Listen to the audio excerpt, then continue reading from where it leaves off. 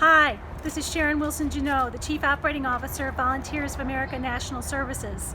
Our organization has done amazing work over these last several weeks during very difficult times.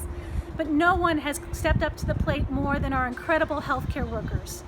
We are in awe of the work you have done, your commitment to each other, the residents we serve, and the communities that we serve.